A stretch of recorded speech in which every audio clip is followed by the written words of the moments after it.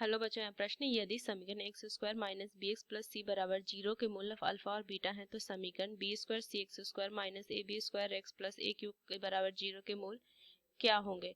तो चलिए इस प्रश्न को हल करते हैं। तो सबसे पहले अगर मैं मुख्य अवधारणा लिखूं इस प्रश्न में तो क्या हो जाएगा। देखिए, अगर मुझे ये एक्स स्क्वायर प्लस में बी एक्स प्लस में सी एक द्विघात समीकरण दिए हुए हैं जिसके दो मूल हैं अल्फा और बीटा, तो अल्फा जोड़ बीटा जो होता है वो माइनस बी बटा ए होता है और अल्फा गुना बीटा जो होता है वो सी बटा ए होता है।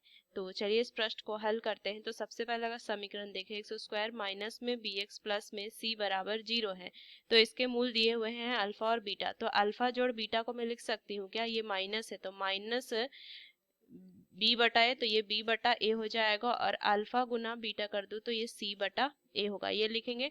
अब समीकरण मुझे दिया हुआ है बी का square C X square minus में ए बी स्क्वायर एक्स जोड़ में ए क्यू बराबर 0, इसके मूल मुझे ज्ञात करने हैं। तो यहाँ से दी गए समीकरण को हम क्या करेंगे, सी बटा ए क्यू से गुना करेंगे, ये इससे गुना करेंगे।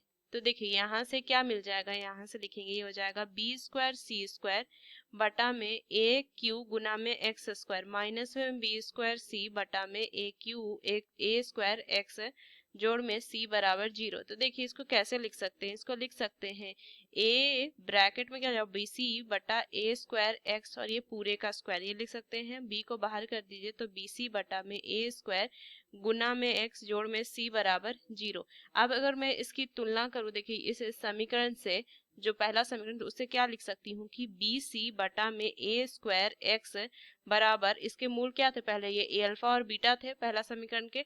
तो देखिए बी सी बटा ए स्क्वायर, तो इसको अगर मैं खोलूं तो क्या लिख सकती हूँ, यहाँ से हो जाएगा मेरा मान बी बटा ए गुना में सी बटा में ए, ये लिख सकती हूँ, और गुना में एक्स बराबर अल्फा कॉमा बीटा, ये लिख सकती हैं। तो देखिए ये क्या हो जाएगा मान, b बटा ए अल्फा जोड़ बीटा था और c बटा ए ये था अल्फा गुना में बीटा, तो ये हो जाएगा और गुना में x बराबर अल्फा कॉमा बीटा, ये लिख सकती हूँ।